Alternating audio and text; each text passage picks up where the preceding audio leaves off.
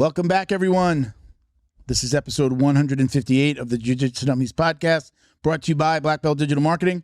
Anything you need to build your business on or offline, that's website design, SEO, Google Ads, graphic design, printing, we can absolutely help.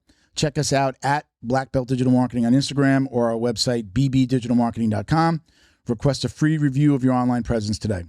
My name is Milton Campus. I'm a black belt training out of Coral Springs, BJJ in Coral Springs, Florida. We got Christian behind the camera. Hey. He's fucking with my mic. Oh, see, I cursed. See, there, I did it already.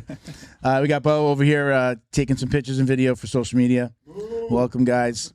Don't forget to like, comment, save, share, click that subscribe button. We appreciate all the support. Joining us today, we have Matt Walsh, who's the owner of 10th Planet Pompano Beach.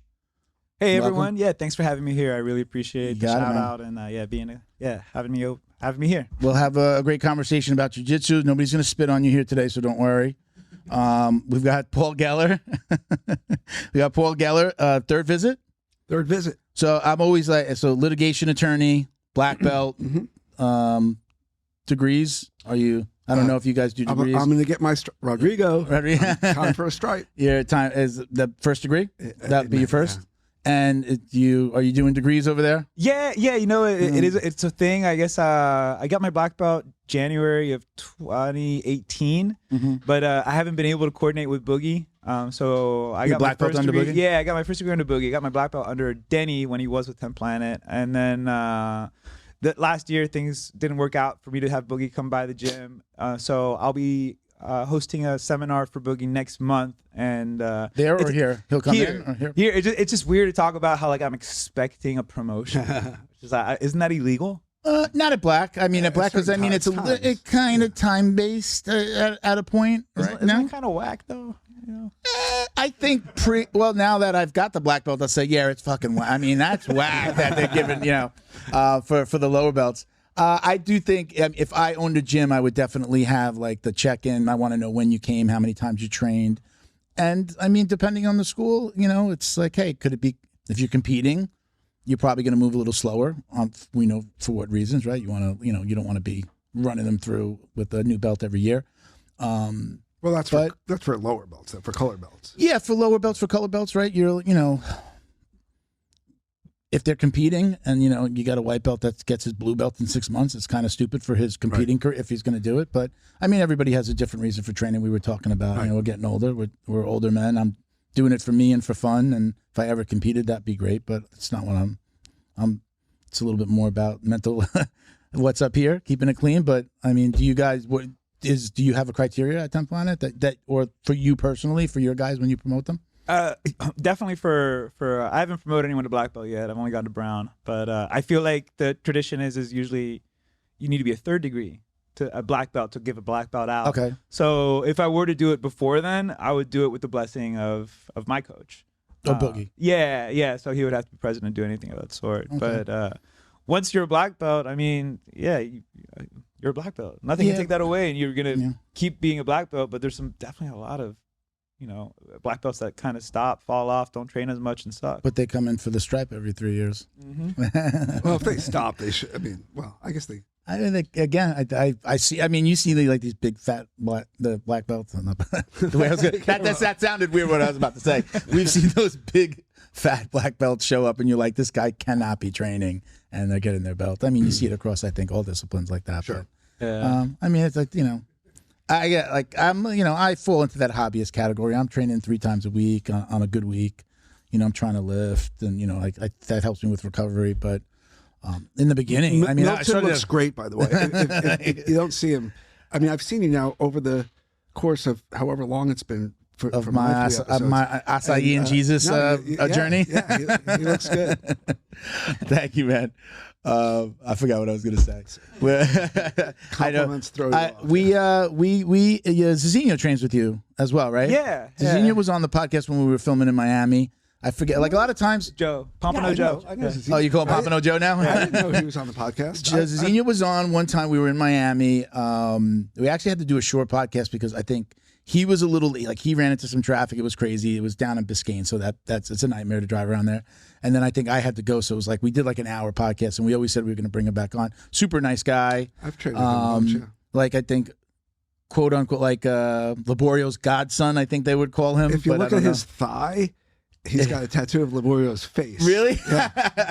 No, he's a good guy though. Joe's a nice guy. Is he still on the job? He's still a cop? Yeah, right now he's on vacation. So he's out of the country. Okay. Yeah, if not, I was gonna see if maybe I could try to wiggle him in here, just because. I would have. I probably should have said something, but normally we have a fourth. Yeah. Mike Ben's out at a combat night fight this week. He's already driving up to combat night in Jacksonville, I think it is. But yeah, we were. Love to have you guys back. Come back on, or bring some other guys from 10th Planet again. You know that Joe Zazino had a super fight with Rodrigo many years back. Did he really? Yeah. Yeah. Like, but is like under Fight to Win or one of these. Oh, okay. Okay. Yeah. He fought my old coach too. He who will not be mentioned on this podcast. He fought my old coach. He lost to him at lockdown. He couldn't get out of lockdown. Oh, that's it. Yeah, he got stuck in the lockdown the whole match. He's got a good crazy lockdown because now it's one of his strong suits. Yeah, he's. I bet that. I mean, I don't know how long he's been training. That was that's like 5-6 years ago. He did a Fight to Win at the War Memorial. That's where he fought. And I didn't know him. Like, man, he was a little beefy back then. Yeah, he's I think he's smaller than you now. He's like. I remember like he was a little chunky. I can say because he looks so good now. He was a little chunky back then. No, you're 180 though, right? I'm about 180. Yeah. Joe's ripped. He's strong. He was. He was like 220 when he started with us. So I feel like it's So when I started to see the him posting, and cause I was following him, and then I saw that he was posting. So yeah, I mean, if you ever want to come back with it, we'll see if you like what happens here today. Well, one thing more than welcome to bring I think him would on. be interesting. I think there's a potential collaboration, just because what you're doing with Academy Safe is awesome. You know, it's good to like set better standards for like jiu-jitsu, whether it's gyms or competitions, whatever. This stuff's so new that it's like the Wild West in some scenes, man, and people are just kind of like doing whatever they want. So one thing Joe has the ability to certify people for CPR, and he's been a first responder for a long time. So my gym has to get it done. They're looking for somebody like the fire departments do it for free. So we're trying to get it for free, like if they would come in and do it for free, or we have to go to them. They have a department that they're talking to. I believe it's free, and like all the black belts were going to go, but nobody's booked anything. So we're looking for somebody, but I don't know if he charges. And the gym's trying to keep it free. What I was going to do is I was going to make it free for instructors, for anyone that's at a gym, because and then from there, if he can make a few bucks, let's hook our boy up. What I was telling him he should do is if he can make some merch, like sell a rash card. It says rolling responder. You get your certification, you get this dope rash card, and then how good do you feel if you're at an open mat and you see a bunch of people that have gone through the certification process? I know. So I would absolutely, if you do that, let me know. I'd love to come through.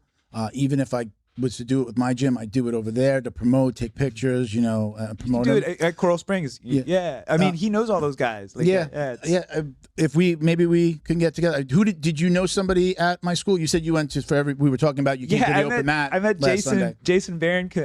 First, I competed against one of his guys. I forget the guy's name. A good kid. And then I'd seen Jason around before that, and then I ended up competing against Jason. Okay. He's like a little bit bigger than you. Yeah, Absolutely. we did the open weight at the Fort Lauderdale Open. Okay. It was cool. We each had an advantage, and the refs clearly hate me more because they gave him the victory. Well, you're 10th Planet, so everyone hates you guys. Jason is a bit bigger. He had a Kimura grip on me that like threatened me, and I had to let go of everything and fight for my arm. So yeah, what's up, Jason? I'll come visit him again soon. But let's do something. Look, that gym. I don't, if you went in that gym on that Sunday, they're like it's the place in Coral Springs that all of the other gyms come to on Sunday. My old school used to do an open mat. Nobody showed up, and now I've learned why. But at this gym, like this is where all the gyms come. We started in the gi. It was cold out, but I was mentioning earlier I haven't done that in a long time, and there were out of like 20-something people, I'd say 7 or 8 black belts, which is dope, and they're all around our like my age, which is cool too, So I really enjoyed that, but for a small room, like percentage wise, like that's a good room. We have. I've only been there 6 months. I moved gyms, and they did a promotion in December. There were almost 20 black belts on the mat that night, and I think only 3 of them were visitors. So we have 17. But you could see it if you saw all the like they asked me for my certificate. My old coach never gave me one, so they made me one. But you could see every single black belt, including the 3 new ones that they promoted that day, have their certificates. I've never seen that before. I haven't been in a gym where there's that many black belts just on the mat on a given training night. So I definitely was like, I was going around looking for new gyms. I thought I was going to go around, and then I went there, and I never went anywhere else. So close to my house. I knew a few people there. When I walked in, an old training partner was there. The guy that I had met at my very first tournament, who was friends with my coach, was there. He had always been trying to get me to go in, but our coaches didn't like each other. Now I don't. Then at that point, I didn't care, and I went in, and it's been a great experience. I do like that. I think it's telling, because black belts know the gossip, what's going on. Oh, yeah. You've been around long enough, you know who's doing what and who's doing it with who. And the fact that there are so many black belts that are comfortable there, and a lot of cops there too. There's Margate PD guys. So it's just like a real comfortable environment. Those are the things that I look for. There was a lot of black belts, a lot of law enforcement. Those guys aren't going to be there. I know those guys used to leave my old gym. We'd be like, why don't we have any law enforcement guys? We're right here, Coral Springs. And they would all go to Alliance. All the Coral Springs PD guys are in Alliance around the corner on Wiles. But yeah, I went, and I didn't go visit any other gyms, and I've been there since. So a great crew over there. I plan on going back. I had a lot of fun there. I thought it was a good crowd, and I was planning on, because the open mat starts in the gi, and then they take the gis off and they do no gi, and then I ended up only doing like 1 or 2 rounds of no gi. I felt like I got cooked in the gi.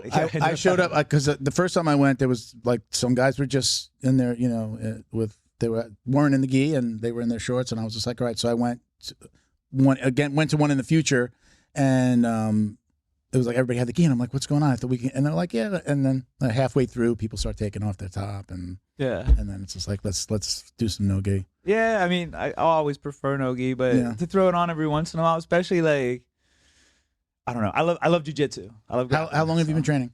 I started with 10th Planet in 2008, and I tried it like a few times before that at a couple different gyms in the East Coast and Philly, but I wasn't sold on it till 10th Planet. And how did you get with Boogie? Is Boogie in California? He's in San Diego. So okay. I moved to San Francisco at first in 2008, and then went from white to black belt there when Denny Prokopoulos was Denny is Eddie Bravo's first black belt, right? Correct. Yeah. Okay. And at one point, Legit, he decided to make to separate himself from 10th Planet and try just doing his own thing. So when that happened, he broke ties with a lot of us, and once I moved to San Diego, I started training under Boogie, and then started teaching there, and he became my coach. So 2008, that's what Jesus, don't you getting on 20 years?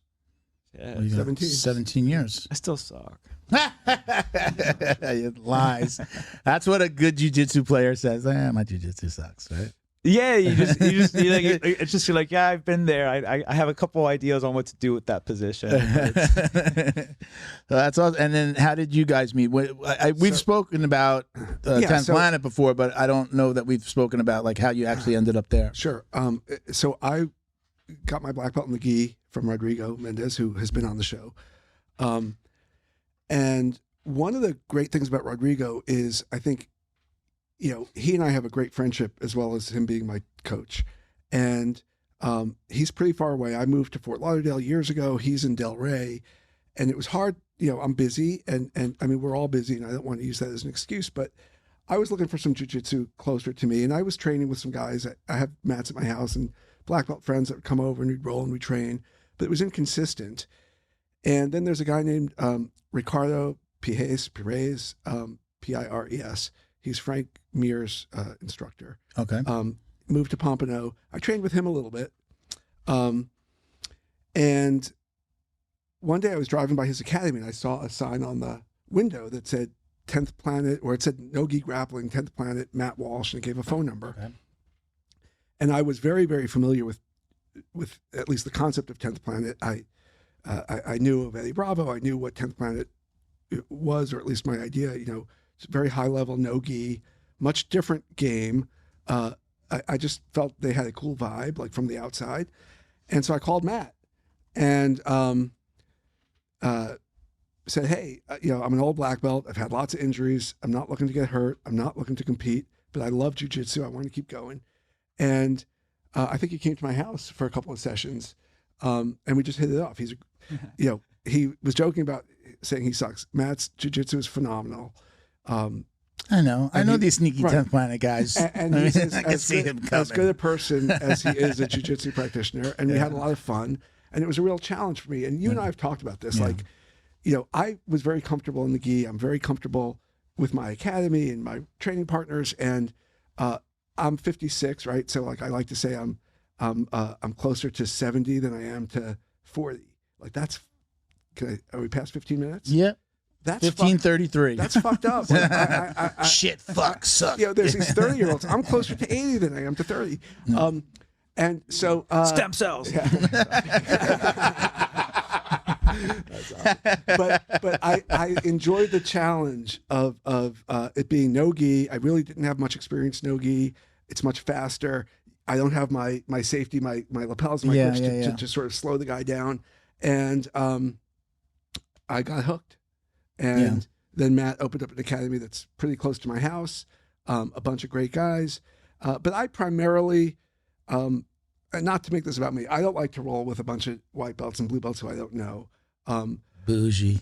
No, it's about safety, right? You have to trust your training partners. I agree 100%. I roll with everybody, but I get it. You know, I was rolling with a purple belt that runs the no-gi class on Tuesdays at my school. You know, and I knew it as soon as from that moment that you connect. As soon as I felt it, I'm like, okay, he's coming from my, he's just seeing a black belt in front of him, and he wants to attack. And I knew it as soon as I said, okay, this is going to be a fight. Yeah. And that's the thing, right? So you're like me. I mean, you're going to fight back. Like you're not going to be like, oh no. Oh, I had a blast. You're going to go. And couldn't get out of bed in the morning, but right, that's the problem. And I have a wife. Hi, Leslie. I hope you're listening to this. I'm not sure if she's ever listened to the full episode, but we have a deal, right, where she, no matter what happens to me, if God forbid I get sick, I get into a car accident, she's there for me and she'll take care of me. But if it's a jiu-jitsu injury, I'm on my own. And it happened. I was rolling with Matt. Remember my knee blew up? We had like a bursitis thing. Yeah, bursitis. It blew up like a fucking softball. I have a little thing here. And I wouldn't blame jiu-jitsu. That's just old man shit. I got it on my elbow. It's a combination, right? Well, like that little bottom thing is usually like when you're an athlete when you're young, right? I have like I don't know if it's the same. Like it's like your little, bursa sacs. It starts. I'll show I have you. a little sack around my knee blow up. I'll show you this. Yeah. Leslie dropped me off at the emergency room. Like, get the fuck out of the car. Good luck. And I limped in by myself. Like, I wish I could have an agreement like that. I don't know. But I lost track. But so what I do now is I train with Matt regularly. I train with Rodrigo regularly. Safe rolls. Safe rolls only. Safe rolls. Hard rolls, but safe rolls. I train with AJ Sousa. We were mentioning that before. Just lately, I've been training with him a lot. I trained with him yesterday. Very high level jiu-jitsu, but I got no ego with him. I've got no a guy named Marcos de Oliveira who runs the Hasten Gracie School in East Boca. Have you seen that? Down on Palmetto Park Road.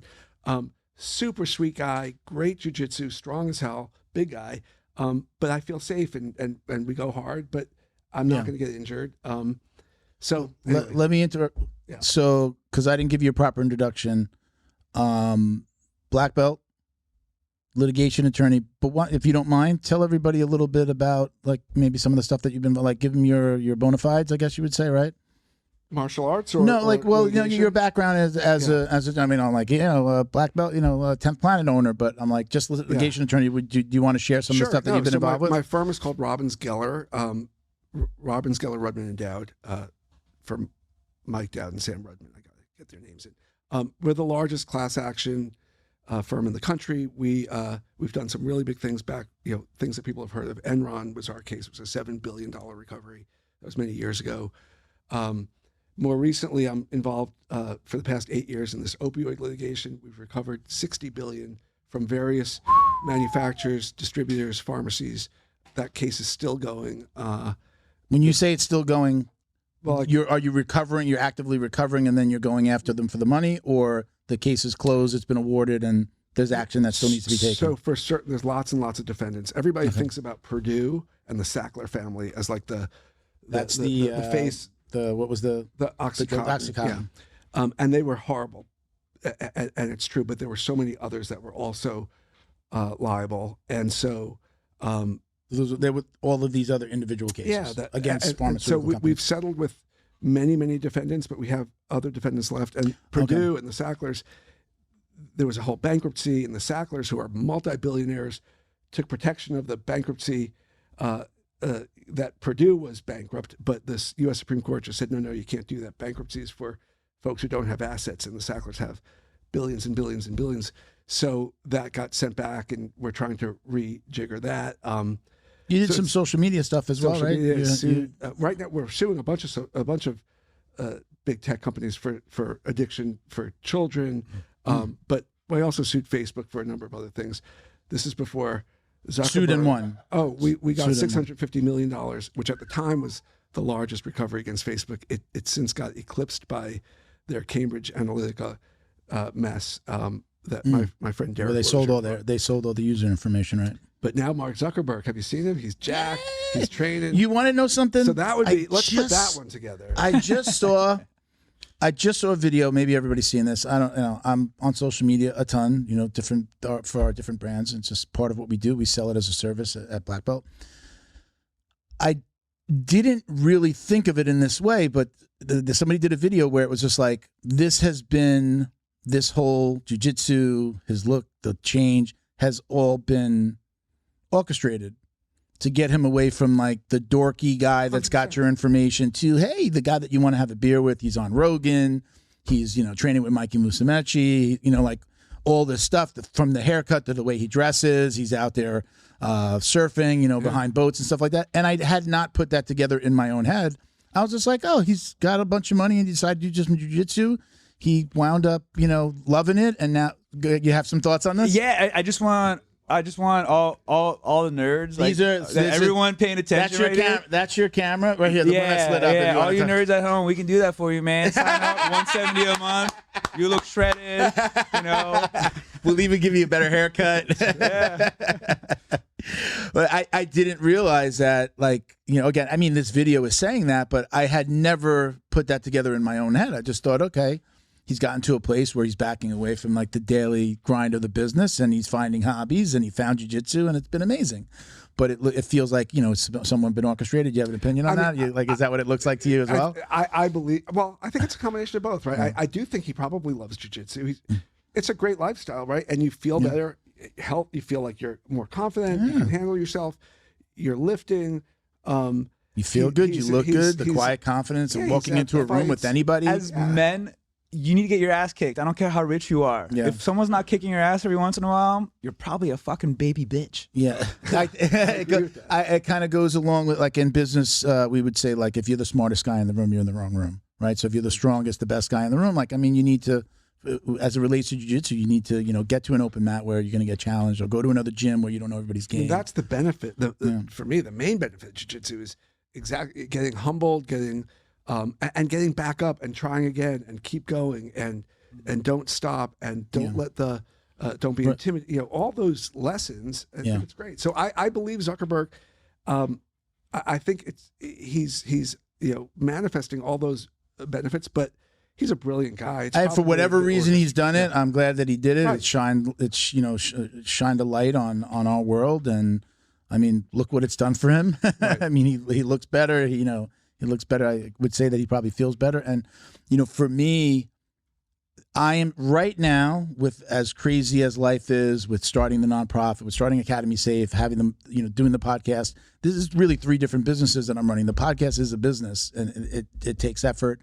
I'm lucky that the marketing company helps us, helps us with it. But right now, jiu-jitsu is truly more than ever been my therapy. I have a long day, no matter what's happened. There you go. Yeah. I've literally, I got to get to jiu-jitsu. I need to get this out. I remember Rogan said it one time. He's like, these people that go to work and come home and sit on the couch with a beer or a glass of wine as that's their unwinding, the fact that they're not getting that energy out, they don't know how unhealthy that is for them. And I've always that's resonated with me because, a long day I used to grab a beer and, I trained. Well, I didn't start training until I was 41. So before that, my therapy was maybe go lift, but I wasn't using it for that release, that stress release. I was grabbing a beer, going out with the boys, go get some dinner. I was doing it in an unhealthy way. And then once I found jiu-jitsu, it was just I feel amazing after this, right? The other day, I came out of jiu-jitsu after not going for a couple of days, and I was like, oh, I feel so much better. I couldn't even remember what stressed me out that day. So it's just like this amazing thing. We all know that, right?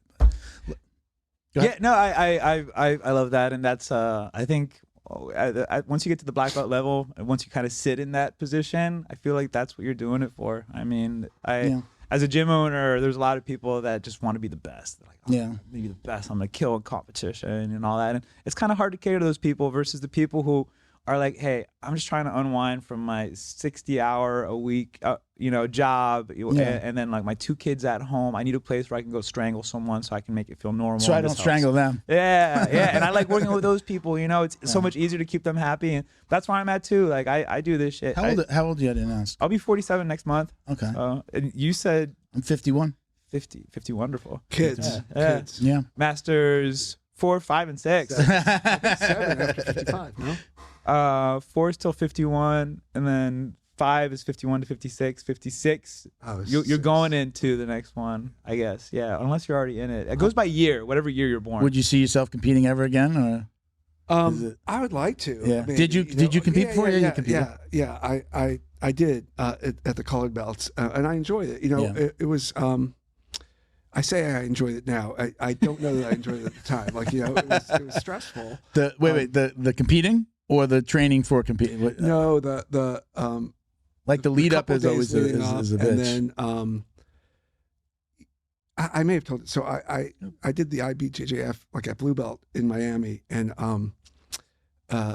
another black belt, pretty well known at the time, gave me my purple belt after I won, but he wasn't my instructor. And Dustin Dennis awarded me my. Do you know him, Clean? He awarded me my purple, and I trained with Dustin a lot, and he was very. But he wasn't your. But Rodrigo was there, and Rodrigo was my coach at the time, and so it was a very awkward. Yeah. And I know somebody else that happened to. Not at a competition, but I know somebody else that happened. That was a long time ago, but yeah. And now I feel like, I think it's good to challenge yourself and to kind of see where you stand, and I still, so I may. Yeah. Let me do some of these reads. We usually do these a little bit early in the episode. So we want to thank our friends over at Flow and Roll, producers of the best custom gi and no-gi gear in the business. Visit them on Instagram at flow_n_roll and check out the custom designs they've created for academies and competitors across the country. Gym owners, you can stock up on your gis and no-gi kits at flowandroll.com today. Visit their website, flowandroll.com. Get 20% off your online orders with code JJD. And check this out. I spoke to Sean, the owner of Flow and Roll, yesterday, and we talked about we're going to do a very, very special promotion for you've got to mention us. This is the only time you're going to hear about this is on the podcast. You can reach out, mention Jiu Jitsu Dummies, and they're going to give you 25% more rash guards. So we're talking about just the tops, rash guard tops, right? So 25% more rash guards for free. So if you get, it's a minimum order of 25, but let's just say for a round figure, if you ordered 100 rash guards, you're going to get 125 for the cost of 100. Okay? Again, exclusive to the podcast, so you have to mention us. Who the heck does that? Nobody, right? So very cool of Sean. I appreciate him so much. He's been with us since the very first episode, giving out shirts and stuff like that. Thank you to our friends, Layout Optics. Shout out. Ooh. Did I ever give you a pair of sunglasses? No, you didn't. Scoot that box over here, Bo. I'm liking this podcast more and more. Matt went to the bathroom, so now I don't feel bad. Let me see. I know I have another pair. Oh, right there. It's open. Right there. There you go. It's a pair of these. Check them out. You got the nice. Oh, cool. Are you prescription? Can you wear sunglasses? I can wear sunglasses. Yeah. Uh-huh. Shout out to Layout Optics, the go-to brand for sunglasses and apparel, featuring their unique bamboo sunglasses. Right, we always love to show. Right, we've got the little red for black belts. Born in Southern California, their products embody the BJJ lifestyle that we all know and love. Visit layoutoptics.com and use code JJD for 10% off your order. And they are also supporters of Academy Safe, which we'll talk about in a minute. I got my Academy Safe shirt on. Laheel Biogenics, right? Laheel is one of our newer sponsors. Thank you to Nathan and Stacy. They've been amazing. They have 3 locations up in it's Lakeland, Brandon, and South Tampa. They're a regenerative medicine facility or facilities. So rolling every day is tough on the body, but pain doesn't have to hold you back. At Laheel Biogenics, they empower jiu-jitsu practitioners like us to recover faster, train harder, and achieve peak performance with the power of regenerative medicine. They are helping athletes stay on the mat and on top of their game. So if you're not local, it's not a problem. You can schedule a free telephone consult. The process is easy with even getting same-day treatments. They treat hundreds of professional and amateur athletes, especially in the MMA community. So this is like they kind of know our world. Laheel Biogenics has truly become the go-to resource for the fighter community. And when it comes to recovery and healing, I mean, it's got to be part of your training regimen. Are you like we'll talk about it. I saw some like massage therapy stuff on your site. You do like some therapies or on your personal IG? I saw some stuff. It's not your personal. There was something separate. I have a background in body work. Okay, all right. We'll talk about that a little bit if you're cool with that. Of course. They are working with a whole bunch of you guys know who Rob Kahn is, right? Sure. You know Rob Kahn? I do. Rob Kahn, he's kind of like I guess he's the one that brought like that Gracie Jiu Jitsu crew up there in Tampa. You've got like Gracie Pack. You've got Matt Arroyo was there. He's a UFC fighter. Like that whole little crew. Robbie D'Onofrio has been on the show. Like they're working with all of those guys. That's the guy who has up there. the coffee shop next to the Jiu-Jitsu academy. Yeah, that's the one that. Yeah, that was a cool concept. Yeah, Robbie D'Onofrio. So they're working with that crew up there. So again, they have 3 locations: Lakeland, Brandon, and South Tampa. And I know they have a new one coming. So we'll as soon as they open up, we'll start mentioning them as well. So don't let pain or injuries hold you back. Schedule your free in-person telemedicine consultation today at laheel.com. That's LEHEAL.com. Let them help you get back to doing what you love, and mention the podcast, and you get 20% off your first treatment. Me and Bo are heading up in March, and I'm going to get a little special treatment up there. So we're going to film it. We're going to take some video, and we'll put it out on social media. So thank you to again Nathan and Stacy for all they're doing for the show. Let's talk about Academy Safe. You mentioned it early on, and I appreciate that. We're brought to you by academysafe.org. We are a nonprofit whose mission is to help clean up the martial arts by advocating for background checks, U.S. Center for Safe Sports certifications, and concussion training for all coaches and staff members at every academy throughout the United States and Canada. I am the founder and executive director of Academy Safe. Rob Ingram, the founder of McDojo Life, is our executive VP. And together we're going to completely change the way people find and vet martial arts academies that they choose by providing a website registry listing Academy Safe accredited martial arts academies, again, throughout North America. I want to say thank you very much. You were one of our first contributors on our GoFundMe. Thank you very much. You're very welcome. We were able to put that money to good use and get a website built, and we're working with NBC Sports Engine. NBC Universal purchased like a whole bunch of like background check companies and has like created this product for really all sports. We just happen to be using it for martial arts. So in addition to the background checks and the safe sport, we mandate CPR, first aid, and defibrillator training, and we want you to have a defibrillator in your academy. Security cameras, business insurance. Believe it or not, I can't believe that every time I'm getting someone's business insurance, it's like, oh, it's expired. I'll get it to you tomorrow. So a bigger problem than I had thought, but an insurance agent was telling me is it's like you need to make sure you got to check on that. We also check belt and lineage, and we're doing this for all staff members. So if there's a front desk person, like we want to have them background check as well. I don't know if you guys seen, even just on Academy Safe the last couple of days, we like reported about 2 stories that just happened in the last week. One was a coach with a 16-year-old girl, a 32-year-old coach with a 16-year-old girl. I do not believe she was part of the academy, but he was a coach at the academy. And now there's one up in, I think, upstate New York, where it's a karate academy, and it's a family academy, and this adult was apparently molesting children at the academy. So it is a problem. It is a problem, and we're trying to do the best we can. And I tell people, I'm a realist. We're not going to stop somebody. We're not going to be able to stop somebody from doing something bad in the future, but it's certainly been putting it on people's radar. that, you know, one of the things I tell a parent, like, stick around during your kids' class, like, stay. Don't send your kids away to competitions with somebody that you don't know, or really with any coach. Try to be there.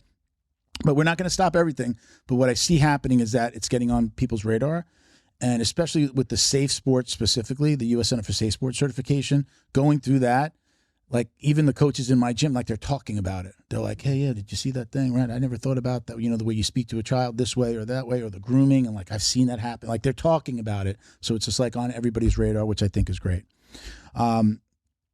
Just a real quick, I've had this happen. You know, I talk to just about everybody that signs up.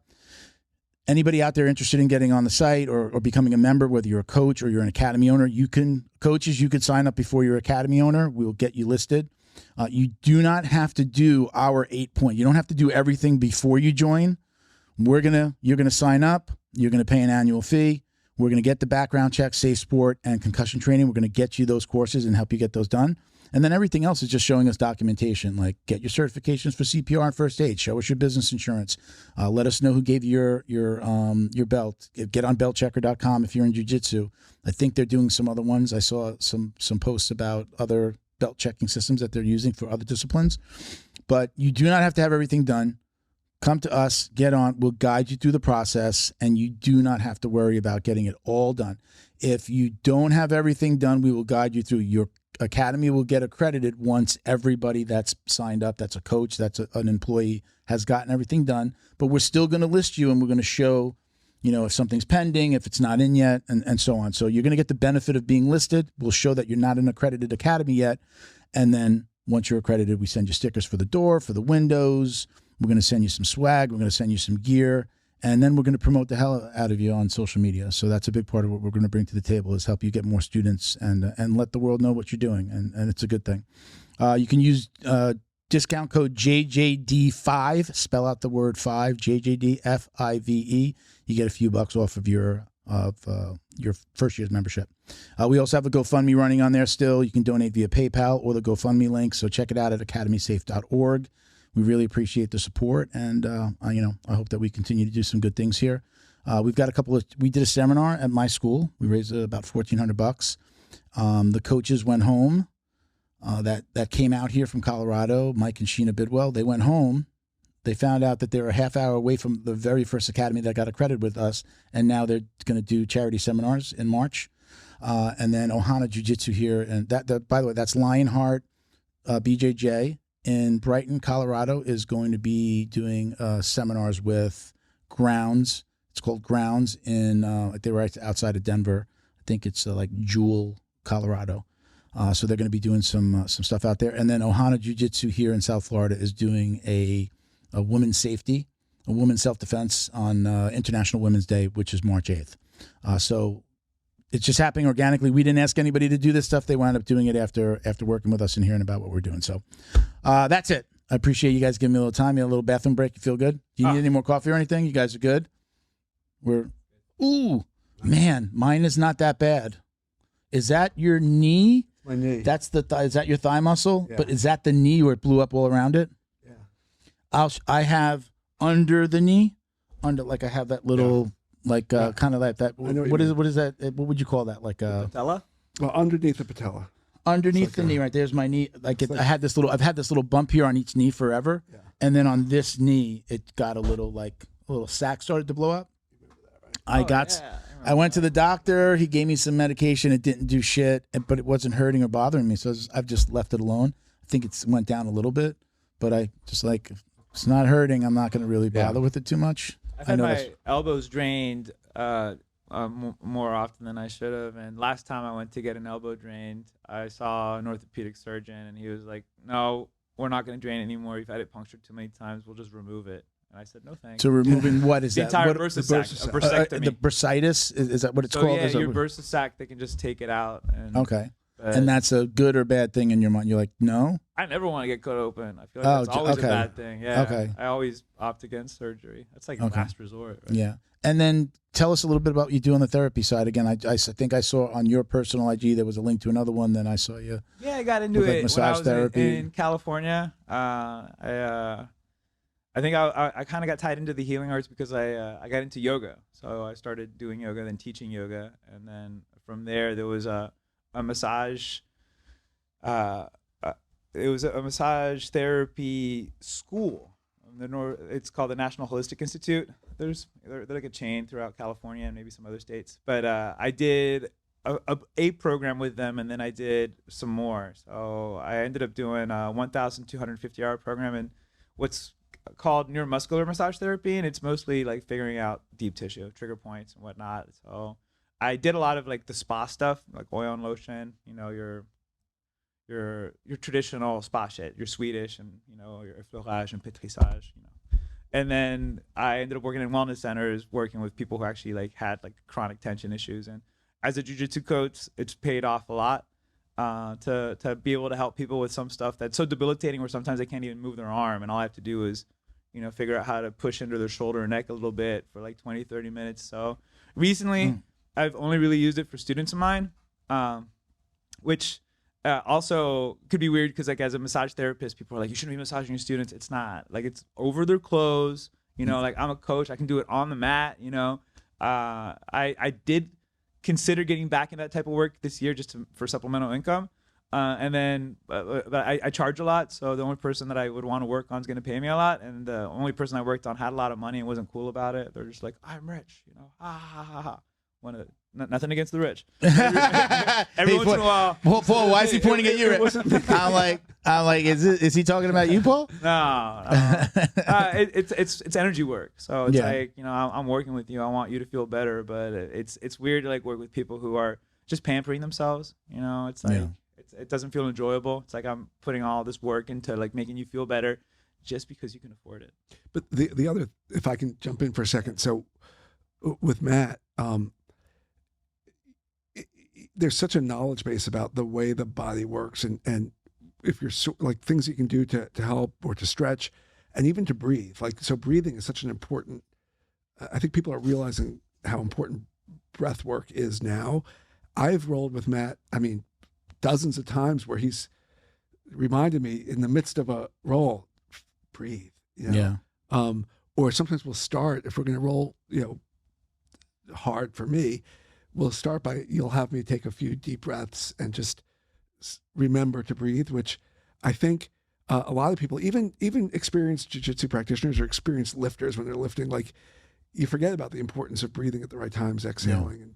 Yeah. And so I really appreciate that aspect. Yeah, and it's a big part of when I do the body work. And like I can't, in all movement modalities, like, I mean, that's what's allowing you to move. If you stop breathing, you're not going to move anymore. But with jiu-jitsu especially, I feel like the therapy part of it, you know, if I'm doing massage therapy or jiu-jitsu,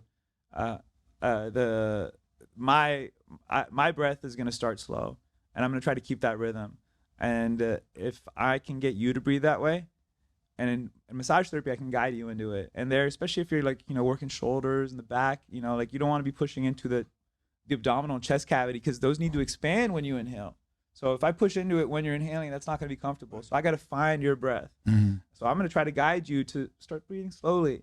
You know, and you hear a lot of people talking about like Wim Hof and other things that feel like therapy and all that. That's all breath work, man. That's all like knowing how to control this through controlling everything that's going on in you. And that's the therapy, breath work. Let's jump over to this this conversation that happened to you, I guess we can say. I was going to say that, I mean, I heard about you first through that before he ever mentioned you. Like, I heard about, Matt from the 10th Planet over there when this happened. So you were at an IBJJF event. Was that down here in Florida? No, that was in Atlanta. In Atlanta. Yeah, the Atlanta Open. And I'll let you tell the story, but it winds up so people understand this is the incident where a coach spit on you. Another coach spit on you. So go ahead and tell the story about your adventure. Yeah, I was having a good day. There was one of my division, so I saw this dude who looked pretty cool. I checked out his rating on IBJJF, and he was 4th at Masters 4 lightweight. I'm like, this is gonna be a good round. At that time, I still didn't know he was like some former UFC dude or whatever. But I was having a good day. I partied with some friends the day before that. Like, things were good. And I was like, all right, I'm gonna pull this guy right into a half guard game, and I'm gonna try to fucking, I'm trying to get on top. So I did that, but I pulled him in my half guard, and he didn't know how to get out. So he blew out his own knee, and they stopped the match. And it happened to me before, so I didn't contest. I was just like, wow, this sucks. I was like, is your knee okay? And he was, yeah, you cannot heel hook in Masters. And I'm like, all right. Okay, have your knees okay. It's not a heel hook, by the way. It's a half guard. And that's when he got upset. And he was like, you do not know jiu-jitsu. You do not know how to fight. And I'm like... One of the better... Is it Brazilian? Is it Brazilian? One of the better Brazilian accents that we've heard. Thanks. Yeah. I didn't... Yeah, my bad. No, it was that. I was actually impersonating someone with a speech impediment. Christian, do we have that queued up? Can we look at the video? Let's throw it up, and if you're on, we'll talk about it if you're just hearing us on a podcast app. So that starts out with you kind of you were leaving, but we cut back to the. Oh, yeah, you want to do it full screen, Christian? I'm getting escorted out by the cops right there. Shout out to Atlanta PD. We got some good folks over there. They let me go. This is the competition. There, boom! I pull quarter, and then from quarter I try to build. From there, I like to go to half. I'm in half. And Z, I don't really chill in Z. Z, I'm either going towards rubber guard or to lockdown. Z is just a transition spot. Now I'm in lockdown. Boom. So from there, I like to whip it to the outside, which creates a bit of a torque on the knee, but that's the point. I want you to let me sweep you. Like, why are you not letting me sweeping you? Whose fault is it? Yeah, it's your fault, bro. You blew out your own knee right there. Look, I was upset about it too, man. I could have just ended up on top. So I'm like, my bad, like, cool, all right, yeah. I'm not like yelling or anything. He waves his hand. I'm like, okay, cool. But then he starts talking shit. Yo, stop. Ridiculous. So that was he spit on you. That's the first time. Yeah, that was it. Yeah. He spit on me a couple times. It's not in there, but he threw a shoe at me when he was coming up too. Who could throw some shoe, honestly? But that's a quote from Austin Powers. You're hitting with a shoe. Yeah, it was at the time I was pretty bummed about it. Went to the airport. There was I got some footage, so it worked out well. you got the content. Life's interesting, like it seemed like a loss in a lot of ways, but after I land, my phone was blown up. I land, the video got posted, and then it's crazy what could happen in a couple hours. And then people want to know about my stupid old man move. They're like, "What is this half guard you use?" Like it destroys knees. I'm like, it normally doesn't. It was like half a dozen pages that I followed did stories on it, did full articles on it, and then posted the video. Yeah, it was funny. It was cool. Like people I hadn't spoken to in years were suddenly like, "Why do you spit on you? I'm upset." I'm like, "It's a guy I haven't spoken to in 12 years." So we were talking about this before because I love the lockdown. I just love to do the electric chair. It's usually if I'm going to pull guard, I'm going to try to get them and then just work for the electric chair. So I didn't understand. You were saying when I don't usually do the, what do you call it, the whip down? Yeah, I sent Christian a couple videos and just with those that lockdown whip and isolation. And if you go for the electric chair, you'll take the leg, and instead of turning into the person, you turn away so you can whip them and then get that underhook under the leg, right? Yeah. The thing is I feel like a lot of people won't let you get under that leg. So right now I see how I'm pushing against his arm. So my left arm is wrapped around his waist instead of looking for that underhook, because I'm propping him in that angle, and I'm either going to go for an arm track. There's some kamikazes there, or I take the back from there too. There's a few things I do, but it's debilitating. He's not going anywhere. You can see with his arm extended out and his leg turned to the side. If he's a table, I just took out two of his legs. So I explained a lot of jiu-jitsu moves to the younger guys like that. You have four legs, and if I take one away, you're gonna fall to that. Right. I use that analogy all the time. But I feel like, and I've been in Matt's lockdown. It's not a comfortable position, but you should know in jiu-jitsu, certain times you have to concede the position, and then you're still in the fight. Okay, now he's gonna be on top of me.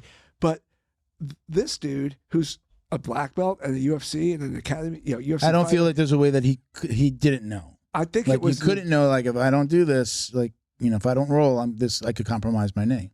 You know how the sport goes, man. If there's a hole in your game, whose fault was that? And he that's a huge hole in the game. And MMA brings out a style of grappling that neglects these bottom guard games that 10th Planet loves. Like I love quarter guard, half guard, rubber guard, and it's neglected there because they're like, well, I'm not going to do that because I'm going to be defending the punch and right. Yeah, they want to smash, kick you, punch, pressure. Yeah. But down like on the guard side of things, I'm going to trick you. Like I'm going to be on bottom. And but don't you think there's like a couple of reactions, right? When somebody does something to you that you didn't necessarily see coming, you don't necessarily know how to defend it.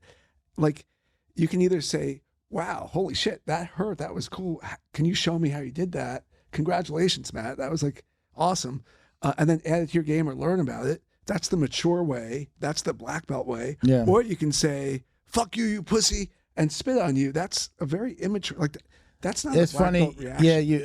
Yeah. There was a UFC fight where, is it Olinsky, the heavyweight, where he did the Ezekiel from the bottom. The video comes out of his opponent and when they get off the mat in the back, and he's asking, he's like, what did you do? How'd you do that? And they're working it. They just left the arena and they're working it, and he's showing him, and he's just like, that was amazing. Like that's the way that it should be looked at. I've done that a million times with guys who catch me on something. I actually I am by no means do I think that I have anything even close to the lockdown you have.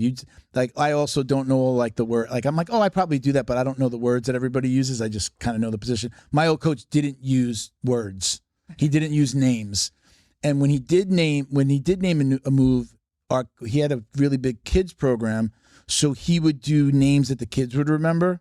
So we have so many parents of those kids that train that he maintained. The parents might be watching the kids class.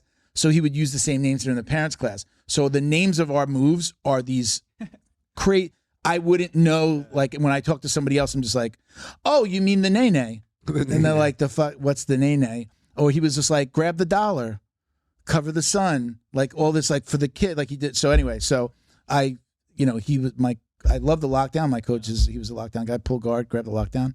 There's some nice sweeps from there.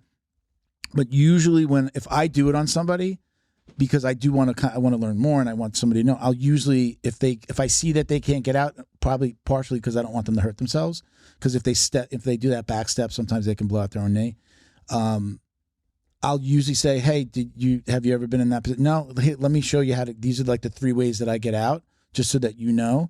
Because then it's not fun for them to just be like if I'm doing it on a blue or purple belt, like they're just flopping around. I want to play with it. I want them to defend. I want to lose it. I want to get it back again. I want to play with it, and I want to learn. So I'll usually show somebody like, hey, can I just show you how to have you ever been in lockdown? Do you know how to do the lockdown? So I'll show what I did. I'll tell them how I like to get out, and then I let them do it on me. Like even if after a roll. Like I'm in a gym now that we can do that. Everybody can go to the next roll, and then I can show them, and they're usually appreciative of it. But I hate doing it when they don't know it. Right. Because then it's just like I'm taking advantage. But I want to do it all the time. I want to perfect it. I want to get better at it. So I want them to know a little bit more so that they can help me get better by knowing how to get out or move around or what not to do. But so this guy spits on you, you get thrown out, you get off the plane. Yeah. You have all these stories. What are you thinking in your mind? Are you like, did anybody reach out to interview you? Were people tell us more, tell us your side? Yeah, there was definitely. I kind of wanted to blow over. Like I feel like you've competed, so I know you did. It's very emotional, and I spoke to someone else who had competed against him, who told me he had a similar experience where it was like a questionable ending. And from there the dude was like, I will prove to you that I'm the better man. Let's fight till death now. He didn't say it that way. It was more like, fuck you, you pussy. Yeah. But I think it's probably it's the drilling that he received. He came MMA dudes. They're training to fight. They're training to beat each other up. So jiu-jitsu falls within that category. It's a martial art that they're starting. It's a fight. But it's not that type of fight, man. It's if he could be raining down punches on you, there's a different thing happening, right? So I get when you eliminate that thing that he's used to doing, right? And I wasn't there to get into a fucking boxing match. Yeah. So the responses I got online were a lot of people were like, "Why didn't you fight back?" From people who don't even do martial arts. Yeah, of course, it's always. And then other things were like people saying I should sue him, and then a lot of the Florida boys were like, "Should have shot him." Should have shot him. You're right. Well, I was in Atlanta, so I didn't have my pistol with me. Yeah, well, I did. Of course, there's a part of me that's because there's folding chairs. It could have gotten WWF and so stupid for us Masters 4 guys. Or he was Masters 3. I'm Masters. Yeah. But like a Master Division, like coaches, to, turn into like if I'm grabbing shit and hitting him and then he's punching me back, like that would have made it so much maybe funnier. Who knows? I think it's it says a lot about Matt. He had this, Matt's a tough guy. Matt's been a bouncer. Matt's very, very high level jiu-jitsu. He had this dude spit on him. And to have the wherewithal to say, you know what, I'm going to leave. The video of you walking out is just like, it's classy. And you don't want to fucking fight a UFC fighter. I don't either. I thought the cops were going to take him away. They showed up and they started like, you got to go. And I mean, that's essentially, is that not assault once he spits on you? He has now assaulted you, right? Yeah. Even if he didn't punch you, he spit on you. Now I was told assault were the threats. The spitting is battery. It's battery. Okay. Right. Yeah. But who cares? Yeah, like I don't know. If I see him again next time, I'll try to lock down him. Yeah. Well, one thing that I thought was funny though is he made like a rebuttal, or not a rebuttal, but he made a video response, and I had fun with it because at one point he says that like even though he admits he overreacted, Oh, okay. Yeah, I mean we all overreact. It happens. So he overreacted, but he said I did cause him to really get upset, and at one point supposedly I yelled, "Smoke weed, pop knees." Because yeah, because I guess I'm a fucking 10 planet black belt, and that's how we roll. So I thought it was hilarious that he said that I said that, and if I did say it, man, like I fucking will own it. But I don't remember saying that, probably from all the weed, I guess. Yeah. It's a good tagline. There's a post out there. Yeah. So a student made some images. It got cleared up, and then we ran with a series of shirts. Is that after? Yeah. So he said that I said that, and then that they made an image of me getting like arrested or whatever, and like I'm holding a sign that says "Smoke weed, pop knees." Can you? Can we bring it up? I saw that, and I was going to ask you about it, but I'm like, no, because it doesn't sound good to say this. If you could bring up his page, and I saw that, and I'm just like, I didn't consider whether it was before or after. Black and white photo. Yeah, it's cool. Your eyes are kind of my eyes are like bleeding. That's a whole nother podcast, Christian. We transitioning to another show. Yeah, I saw that. And I'm like, I can't bring that up because it's Oh, it encourages people to smoke weed. Well, no, because it puts you in a bad light. But now you're saying that you did it after is different. You said you did it after. You created that image in that shirt after. Oh yeah, after he said it. Yeah. But I saw that. I'm like, wow, this doesn't look good. But you're a marketing guy. That's good marketing. That's a fucking yeah. But again, before the fact that it's after, or that the guy said something and then he said that. Then he did that. Then it comes out after. Then you're using what he said, not that you're out there saying that. I would never encourage anyone to go out there and enjoy recreational cannabis. Like here in Florida, let's just enjoy the medicated stuff. Have you met Bo? Did you get here early enough? Right there, you got it. Yeah, you. We need to lock you guys in a room for 20 minutes. Unlock the power of your online presence with Black Belt Digital Marketing. Their reputation management program ensures your Google business profile seen by more potential customers. Black Belt Digital Marketing is your full-service digital marketing agency specializing in local SEO and reputation management. Boost your business today. Visit bbdigitalmarketing.com. Your success is their priority. Special thank you to the crew over at Flow and Roll for all their support. Flow and Roll is renowned for their incredible no-gi rash guards, shorts, and leggings. Flow and Roll has quickly become the premier custom apparel provider for academies big and small throughout the United States. Reach out today to discuss your custom order and ask about their incredible pre-order program. You can send an email to flowandroll@gmail.com or visit their Instagram at flow_n_roll and shoot them a direct message. And yes, they can create an awesome custom gi for your academy as well. Visit flowandroll.com to check out their awesome designs, and remember, you'll get 20% off your purchase of t-shirts, rash guards, or gis with code JJD. But I mean, you got an interesting story out of it. Yeah, it's one of those things. Like I it's not the first time that I got, DQ'd from using this lockdown. I want to keep using it, but I don't want to get disqualified because I've also used it and not gotten DQ'd. So I do think that out of all the half guards, it's the best one.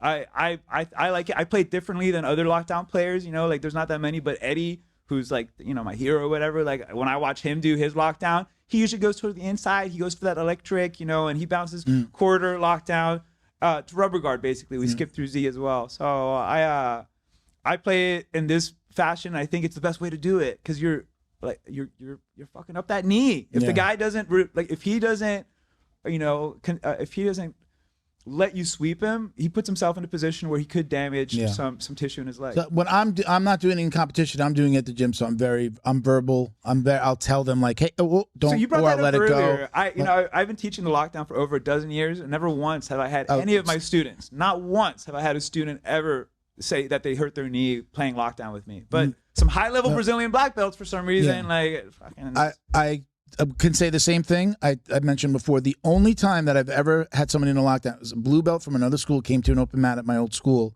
and I have it, on his right leg, right? So I'm there, and I'm gonna dive for the electric chair, and he decides to backstep. He just didn't know, and he fucked up his own knee. He didn't. I don't think he permanently damaged it. And I've seen him at my new school now. We talked. It was like, yeah, well, that would, he talked about how it hurt. And I still did the lockdown, and he still didn't know really how to defend it.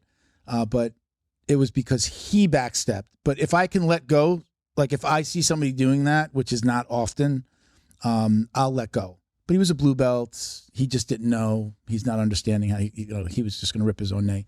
So he did that. I'm like, and we stopped and we're like, and we wound up finishing the roll. But he did. That was the only time I've ever heard anybody. So I've never. It was odd for me that when you say how you did it, I understand. Like when you do the, what is it called? Is whip down? What is it? If you whip it to the other side, like if you say you get your lockdown and you want to get the electric chair. Yeah. So you put the lockdown in and you whip it to the opposite side so you can then slide that underhook in. Yeah, so a lot of people just refer to, because we call it the reverse lockdown when you bring it out to that side. Okay. But other people refer to it just as the whip side. So you whip it there so you can then get the arm underneath. But I don't look for the leg.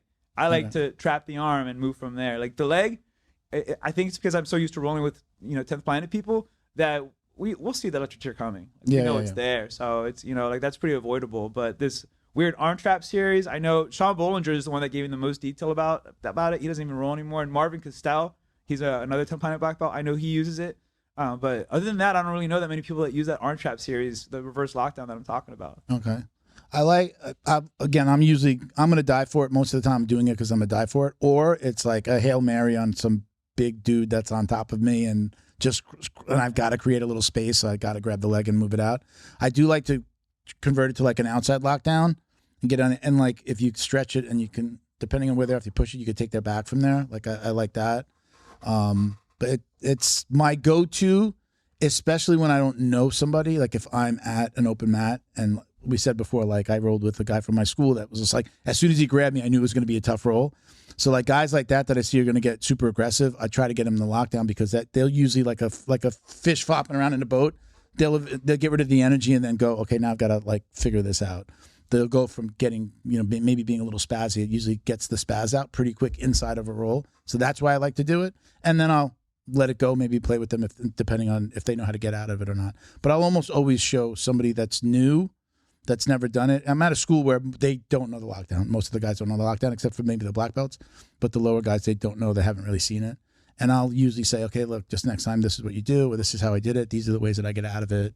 Usually give them like 3 different ways of how I like to get out of it. And then at least they're a little bit educated on it because I don't want somebody to hurt themselves. I think within jiu-jitsu, my main role these days is as an educator. So I show all my guys, I'll teach people on their first day how to heel hook each other. I think the more dangerous the submission is, the more you should know about it. Like the more you can avoid that danger. So do you know Drew Phoenix? Yeah, Drew's great. Yeah. Drew's been on a bunch. He used to kind of co-host with me for here and there. He says, how does he say it? He goes, my white belts do heel hooks because he has a really clever way of saying it. But it basically says, I teach my white belts heel hooks, but they also know how to defend against them. So like, I let them do it because they know how to defend against it. But he has a real clever way of saying it. I forgot how he says it. I'm not doing it justice, but he's just like, I teach white belts heel hooks, and they should, and everyone out there should. But you've also got to teach them both sides of it. I mean, I feel like not just do it and learn it and rip it. Drew's great. Have you met him? I know who he is. A&M Jiu-Jitsu. When you he's coming back on, by the way. I got him booked. In a sort of traditional Brazilian gi school, were heel hooks and ankles and toe holds, was that part? Because I mean, we sort of grazed it occasionally, but it just was not a big part of the curriculum. No,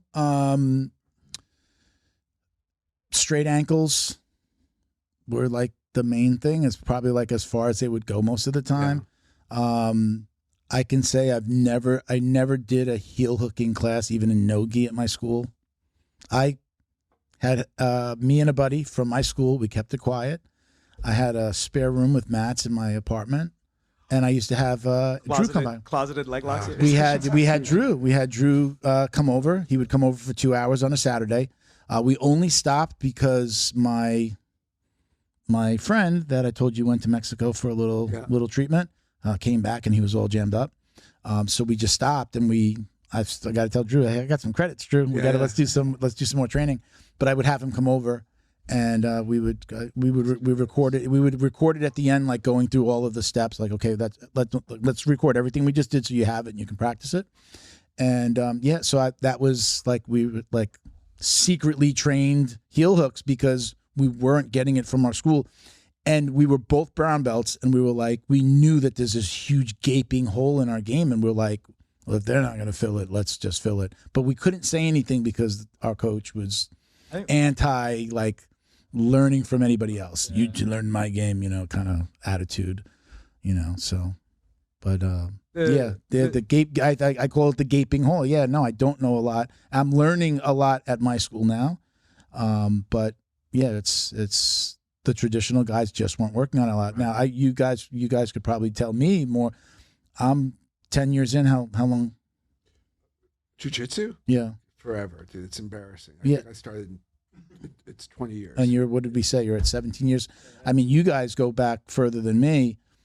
These, like, gi guys just, they don't know it, so they don't want to teach it? Or they don't like, do they truly not like it and think it's like back in the day, the redheaded stepchild of jiu-jitsu? It was really frowned upon. So, like, even in tournaments, if there was a submission, a heel hook submission or a straight ankle, guys on the other team we were talking throwing about shoes, right? They would throw shoes. This guy threw a shoe at Matt. And but I think leg locker. I think a lot has changed. 10th Planet is a big part of it. Danaher is a big part of it. B Team is a huge part of it. But like, it's like, it's half your body. There's a lot of submissions. And so I think, to your point, even if you're not going to become a leg locker, it's important to understand it, to know the mechanics, and to know how to defend, right? So yeah. Now, wrist locks, I'm wrist locking everybody. I don't give a shit. You're a white belt or not, right? So we had a really good guy. I'm all over the place. I'm going to brag a little bit about Jimmy. There's this really good guy. He went back to Nicaragua, right? Sweet guy, really, really good jiu-jitsu. And better than me. I mean, very technical, much younger, much more athletic. Better looking. I'm assuming. I mean, but I was able to catch him in a bunch of wrist locks, and I was like, "Fuck it, I'm going to do it." With wrist locks, I kind of bring it up because it's kind of like that, right? It's you could really hurt somebody if you're doing it too hard, and the same thing with you can just show somebody that you have the ankle. You don't have to rip it. But I think what worries like older guys like us, and you can probably attest to this, is it's just that one guy that just goes too crazy. That one white belt that feels like he's trying to prove himself, or just doesn't have a good handle on the movement yet, and then they blow out your knee, and then you're like, okay, I'm out for 9 months. I'm in my 50s. What am I doing? And, wife gets upset. I wish I gotta go to work tomorrow. I wish it was just white belts, man. It can be anyone on a bad day. Yeah, like, teachers get a lesson. But like, even if I get a submission on somebody who's not a black, like not a very experienced, I don't know what you guys do, but like, I won't hold a submission, like especially like a catch break. and release. Catch and release. A choke maybe, because I think you're not going to break anything. You're going to put them to sleep. And not that you want to do that, but if they're not going to tap, I don't mind them falling asleep. I'm not going to try and break somebody's bone. No, I tell everybody, I'm usually I'm 235 right now, 236. Same. I'm usually like, you just say same. Pretty close, right? Look at maybe a couple pounds less. I'm usually a bigger guy, not in my school anymore, but I mean, in my last, I was usually the bigger guy on the mat, just on any given day.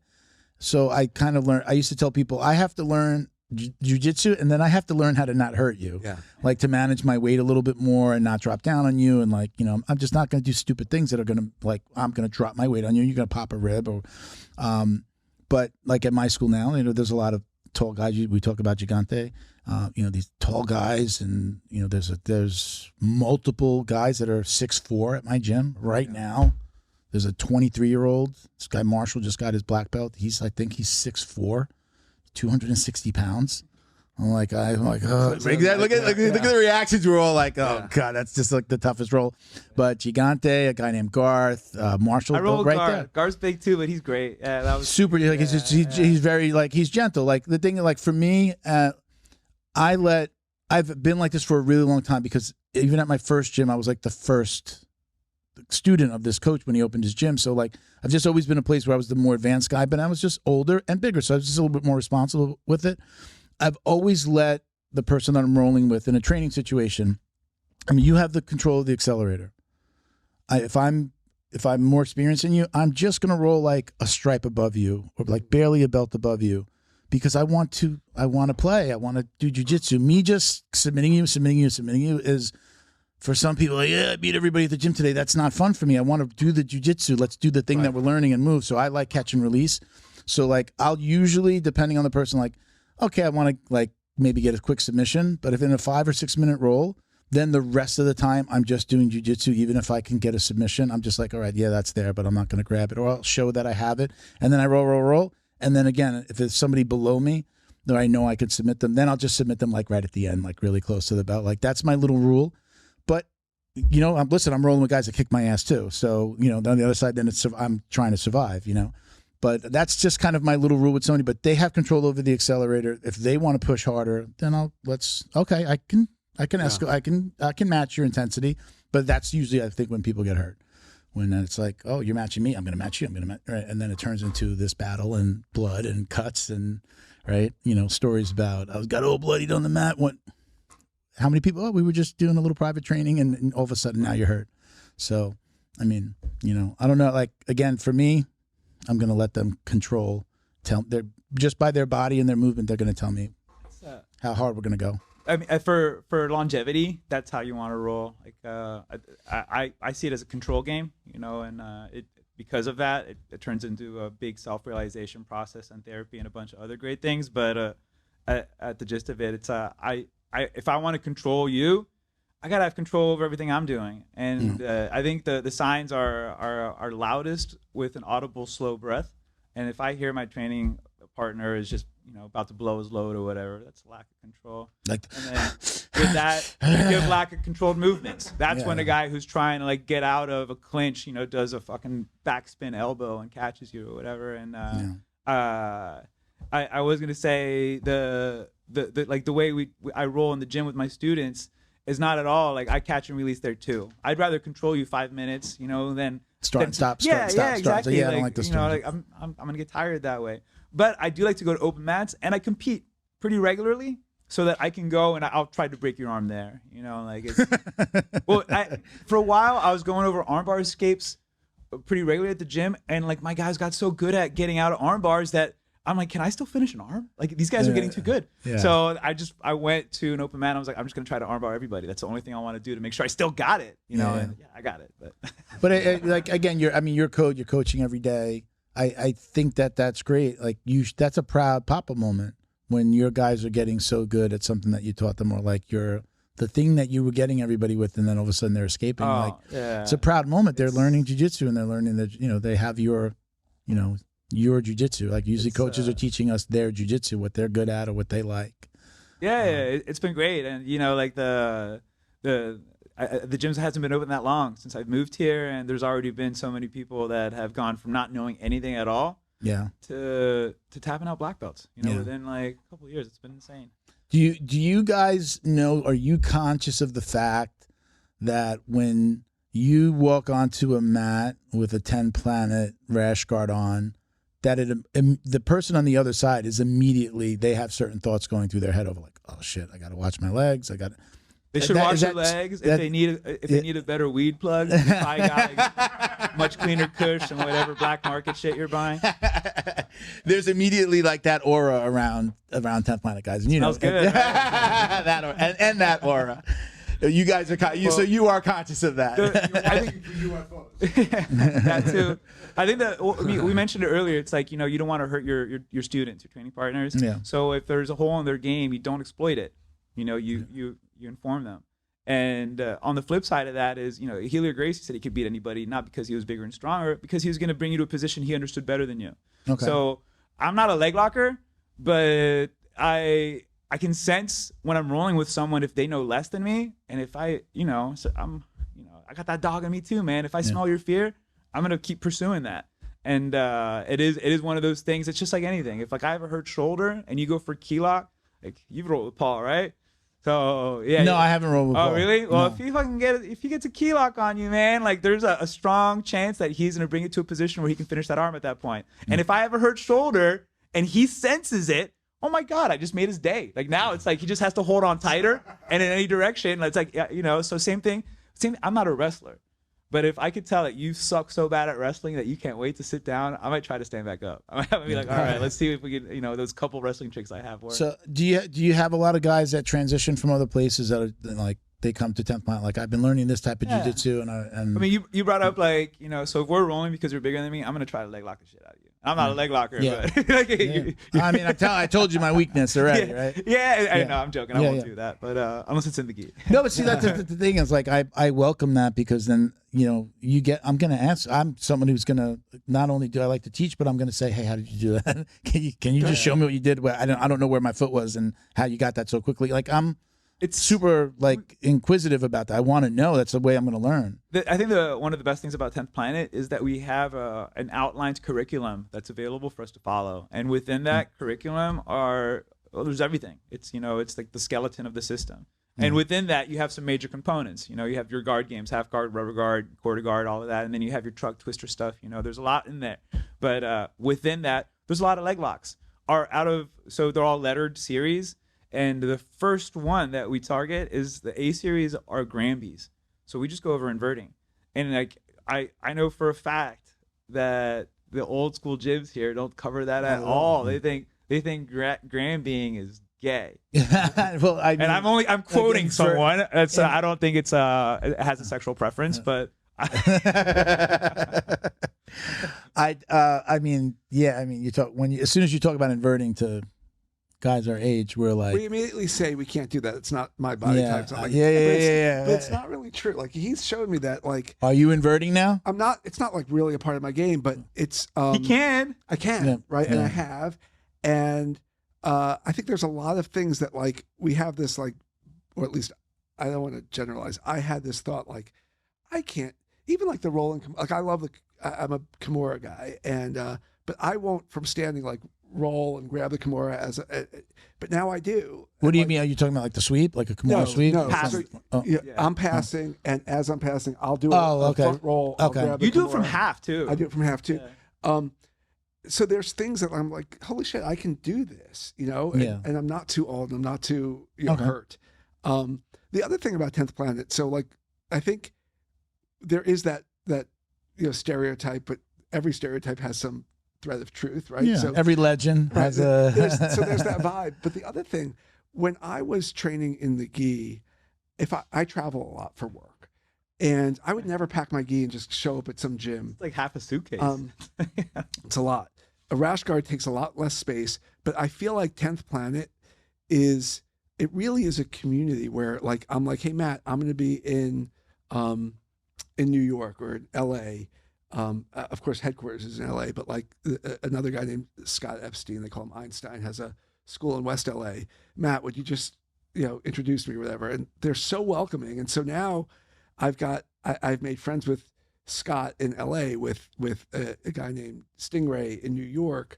I was in Barcelona. I trained at 10th Planet there. Like, it's such a welcoming group, and very consistent in sort of what they teach because of I think the letters and the training. And it's just, to me, it's a more open, take other students and let's teach them something. Let's get some roles. And I have fun with. I know about 10th Planet what I hear.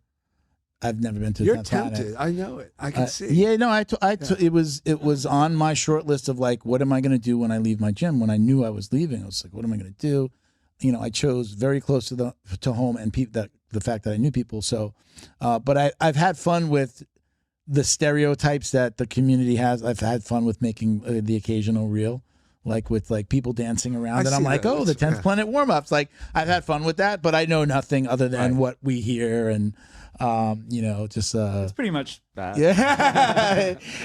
I did a funny one of like some girl, she's like talking about like psychedelics, like she's singing about psychedelics, and I'm like, every 10th Planet parking lot at 5:45 or something like that, So I've had fun with it, but again, I've only known what I've spoken to people about, no personal knowledge. It's just fun. It's such an interesting group of people. The community is awesome, and I'm happy you brought that up. I saw Manu from Barcelona on Sunday. I like going to the 10th Planet events. They're my friends, and there's like such a bizarre group.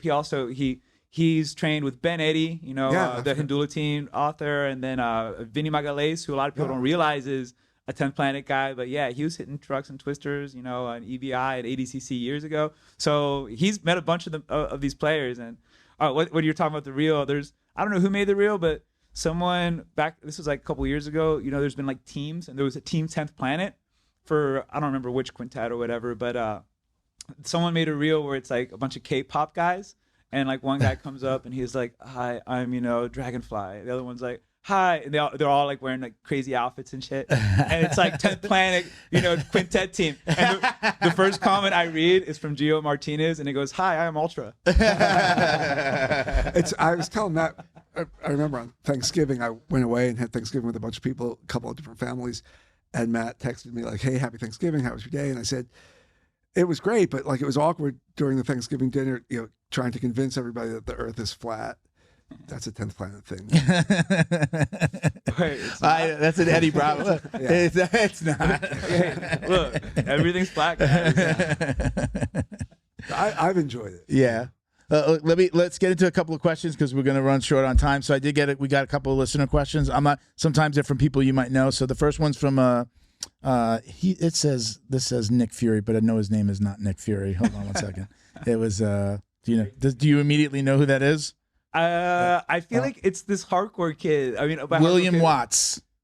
William Watts. What is he asking? Is it I'll tell the question. So it was a little bit more of a statement, but I guess we can discuss. He says, I train at a Gracie Center gym, but love the cross training I get from various 10th Planet locations. My biggest struggle is combating side control to lockdown and how to handle the points of contact for people who are leg focused in either open guard or mixed guard. So when he's in top side control, he's having a problem with bottom people recovering combating side control to lockdown.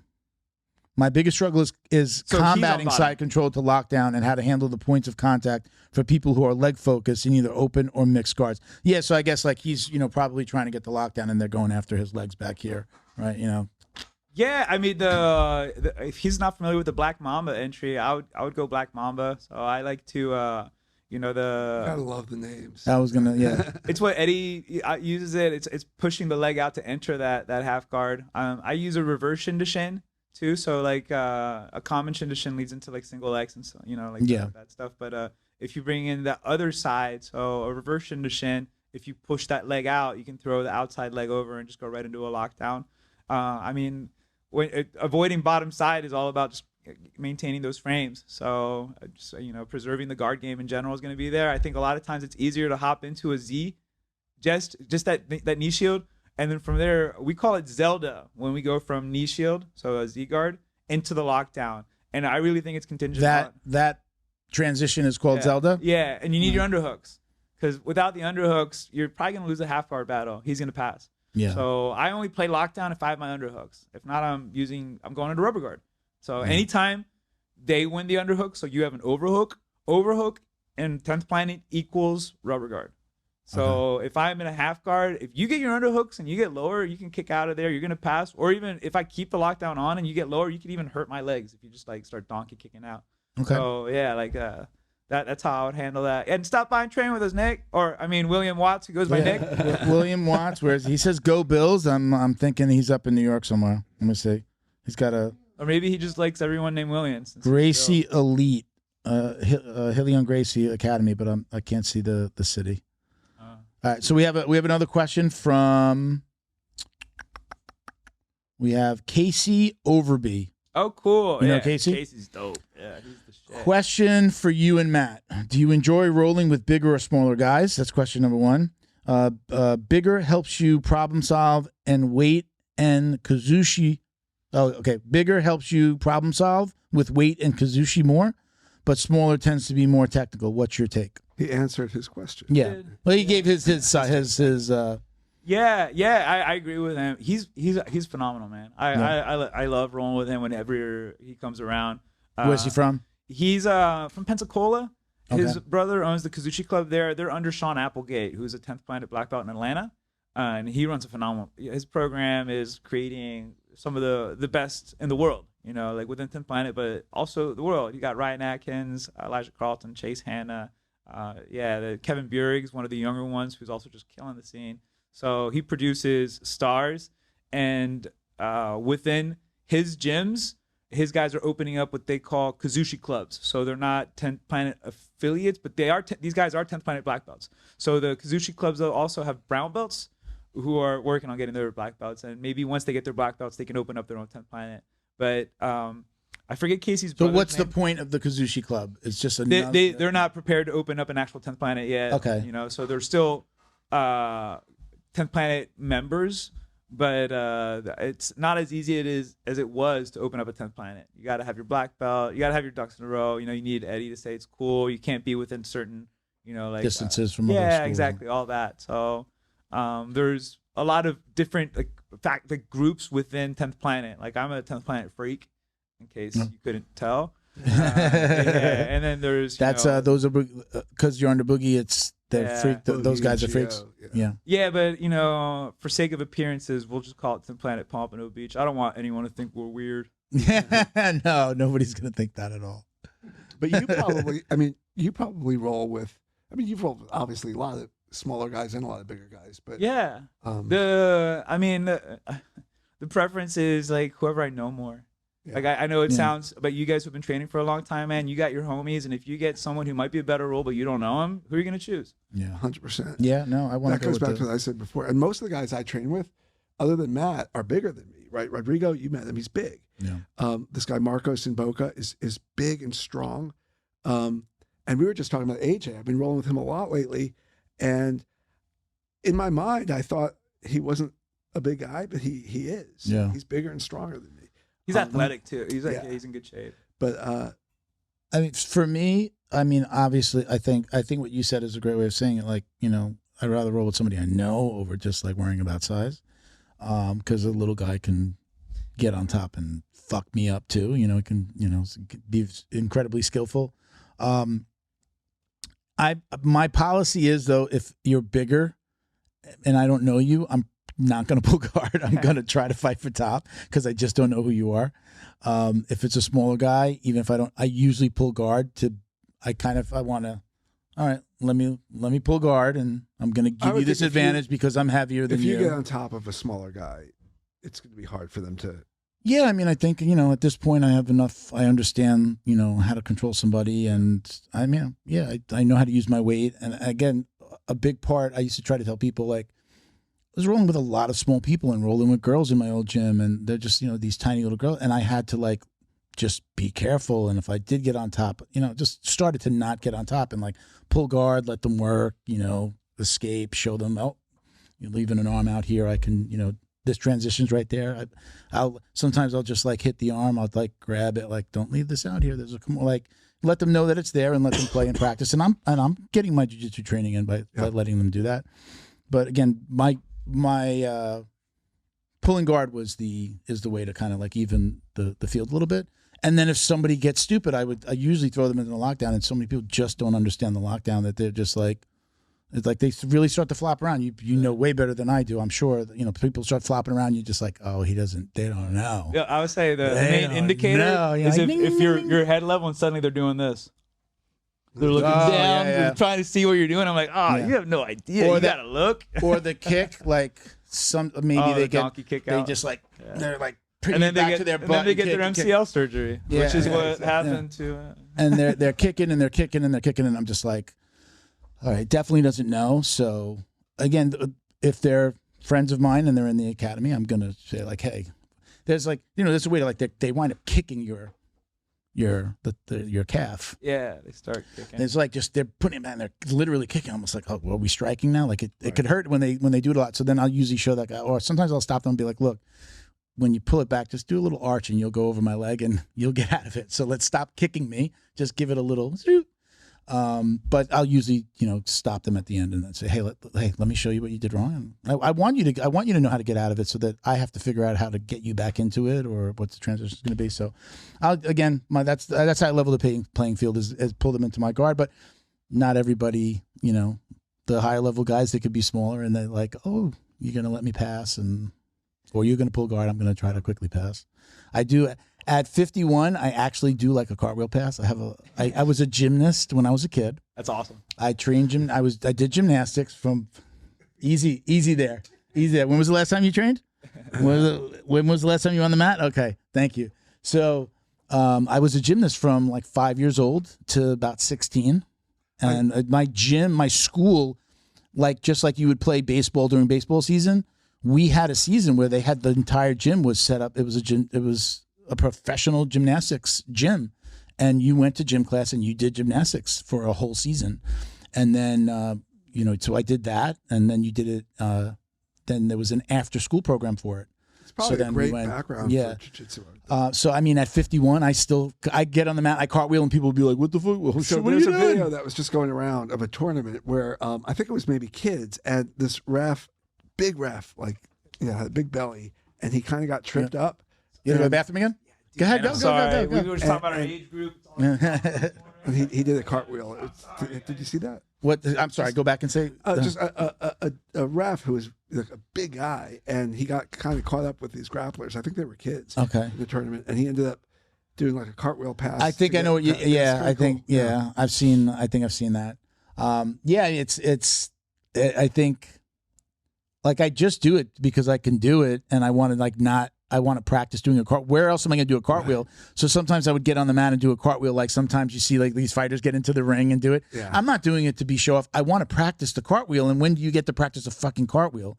I'm going to be like, I'm not out on the grass in the backyard, So I'll get on the mat and do it, and people, my old coach, actually, the security cameras had me, like I just did it next to him. Like I just really did a cartwheel as we were getting into the beginning of a roll. And I just did it as a little bit of a joke because I didn't even do it close to him till I grabbed him, because you could do it with holding onto somebody and do it. So I just did it, and he wound up posting it online that night, like showing me doing a cartwheel pretty much like next to his head.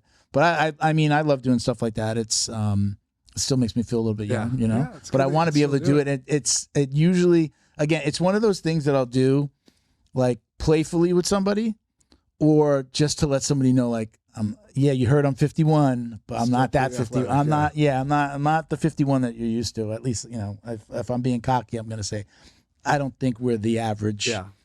56, did you say? Yeah. You're not the average 56-year-old. I'm definitely not the average 51-year-old, but, we can meet somebody, where they want to play, where they want to meet us. I think I might have the average 46-year-old prostitute. You might have to check that out, huh? Well, listen, guys, we're going to start to wrap it up. I'm going to do the drill down real quick. We got a few minutes to do the drill down. We're going to do it quick with not a lot of commentary, Christian. Okay, we got time. Okay, good. So we usually do when we ask for questions, we usually get a whole bunch of the same questions, like what's your favorite move? Guard, takedown, or pull guard. So we wind up just taking those questions and putting them at the end of the podcast, and we call it the drill down. And Bo's going to yell drill down now because that's our sound effects guy. Okay. The drill down. That will be in the podcast. So this one's obvious, but since we have Paul here as well, we've probably done this a few times, but not everybody's heard it the first time. Okay. So these are the most common questions. So we're just going to run through these real quick. So gi or no gi? No gi. No gi. You're Tough for me to say. Sorry, Rodrigo. No gi. Takedown or pull guard? Pull. I get on top, stay on top. Yeah. Again, to me, it's just how big the person is and how well I know them. Favorite submission? Oof. These days? Oh, man. The lockdown. Yeah. Oh, no. We'll call it the spitting lockdown. This past week, I've been playing with. Last weekend, I was training with some guys in LA, and you know Octopus Guard, right? I see. Again, I know that I probably know it, but I don't know it by that name. So there's a counter to the Octopus Guard, calamari, and it's just so sneaky that I didn't come up with a name. There was Phil Schwartz, the guy who owns 10 Planet Portland, was showing some of the guys, and apparently. Yeah, it's something that they've all been playing. What's the basic position of the Octopus Guard? Because Octopus Guard. So if I'm passing, reverse judo side, or like we call it twister side, but like a reverse keisakatami. If the bottom person grabs the lat and keeps that frame in, they can start sliding their knee through, going towards the back, or getting on top to mount. So there's a guard right there. Okay. So the top person, you're reverse judo side, so you're facing the legs. Bottom person, you're holding on to the back, the lat, the love handle, whatever that side, and then you start getting out. Once you clear that arm, you can get to a proper twister side, and you have to bring your knee up higher and kind of stretch the dude out. But if he's still kind of balled out, Octopus Guard can lead to a dominant position. Okay. But calamari guard is if that hand is not in the right spot, it's not grabbing that lat and it's accessible. If you just grab that wrist, then you trap the dude's arm, and you can go into some neck cranks, some wrist locks, and some other stuff. You've been working on that. Fun, man. It's just sneaky, But so is that something you knew and you're just practicing a lot now, or is it something new that you've added to your own arsenal? It's new to me. So that position, like at the black belt stage, it's like I don't learn like brand new shit. I'm learning like perfecting stuff that Yeah. So I like twisters. Twister side is I use that position a lot. I like it. And conversely on the bottom side, I teach my guys how to do it a lot, so they pass to twister side. So I like trapping them with it, like the same way I teach all my guys lockdown. I'll let you lockdown sweep me if I can catch you once you're on top with my own half guard game. That's how it becomes fun. Yeah. So this is I like using that pass. On the flip side of it is Octopus Guard. So if if I'm showing both of those things, I just need to keep building on these games. And it's crazy how the smallest thing, where's your knee? Where's your hand? And those subtle details within that position will allow the top person or the bottom person to do one thing or the other. And now Octopus Guard's a great way to combat the twister side game, unless I calamari guard you. Well, these names are crazy. This is so is it? Are you getting used to these names? Oh, I am, and I'm getting used to sneaky shit from Matt. You could think you could feel like you're in a dominant position, and where I used to feel like, okay, I can rest here for a moment, he's constantly moving. He's so compact. His elbows are connected to his knees, and next to he's at 240, huh? Yeah, 240. But So favorite submission? The peach cobbler for sure. No, I'm just kidding. There's no such thing. I was like, it's delicious. What are we doing? No, I get a lot of Peruvian neckties, which I like. Although people start, you can hit it once or twice, and then people are onto it. I'm also just like an old school arm triangle, katakatami, kimura. There's a lot of things you can do from the kimura. Music during rolling, yes or no? Yes or no? Always. And then what, John? What do you? You're controlling the playlist. What do you? That's opening up a whole nother podcast. Yeah. So the reality is I never I've been on another podcast before, and I never even listened to that. I don't listen to podcasts. I'm always listening to music. Yeah. Always. Spotify tells you how much you listen to. I'm always top percentile, top 1%. I listen to more music than anyone else. Yeah. I just always have music on, and depending on when I'm rolling. So when I'm teaching, it's always slow BPMs. Especially during the daytime. If it's a morning class, I'm going dub reggae, instrumental, or old school hip hop beats like Jay Dilla, Denny LaFleur. These are all contemporary guys that make beats for the rappers. I just take out the voice just because it's slow. I want you to maintain that slow breath, your slow heart rate, and then when we start rolling, I bring it up. Okay. There you should be pushing a little bit more. Like, let me see the cartwheels, you know? So then I get a little bit faster, going from like, you know, the Griselda beats, which is like slow, like, you know, you're, I don't know if you guys listen to this type of music, but anyway, yeah, slow shit for drilling. And no words, because if I'm teaching, like, you should be listening to each other's voices. You know, if someone says tap, you got to be able to hear it. So if you have a guy screaming in the background, tap, tap, tap, and it sounds like tap, that can mess things up. So I only go the fast stuff once we start rolling. And from there, I was telling him, last week I went and saw Molchat Domat at Club Revolution. I'm in the music. I was there last night too. But I took some of my students went with me, and Molchat Domat's this like Russian goth band. Okay. And they played electro beats, so it's like faster. It's just like, you know, it's sad Russian lyrics sung by like an angry Russian guy. It's beautiful, but that's something I play. How about you? What do you like music when you're rolling, or do you want it off? I definitely like music, but not. I don't have the stories, Matt. It's like it's the same. The musicians he mentioned are just as confusing to me as the move, as the Calamari Guard, as all that stuff. I have my 80s rock station, and it's been the same station. I like everything, and I'll listen to anything. It doesn't even matter like what it is I don't care. I want it to be something that I like. I mean, it could be country. A love song could pop in, and I'll sing it to like my partner. Like, I like to have fun with it, but I'll listen to anything. It's like, and I love to, like, when every coach has like if they're controlling the playlist, like, you get to see everything that they like and what they want. But I don't like it silent. Right. I don't like silent. I have a little bit of tinnitus. So like, I always need noise on. I have in the house, the TV's on. If I'm working, there's music on in the background. As soon as it's silent, the ringing gets, it feels like it gets louder. I mean, I was training with Boogie before that. You know, him and his brothers were dancers. So they were like international B-boys before they got into the jiu-jitsu scene. So he always has music on too. And I like it. It does help guide it. And I do think the crowds are easily moved by it. So you can play some songs, people, like, I've noticed, like, I don't want certain songs on anymore. People just go like, it's my song, you know, and they start being crazy. You see that, you see that. I have a 12-hour playlist right now that's been an accumulation. It's like a playlist that's been, you know, curated over the years by students who've given me songs that they want to add to it. So at this point, it's gone up to over 12 hours, and I usually put that on when we start rolling.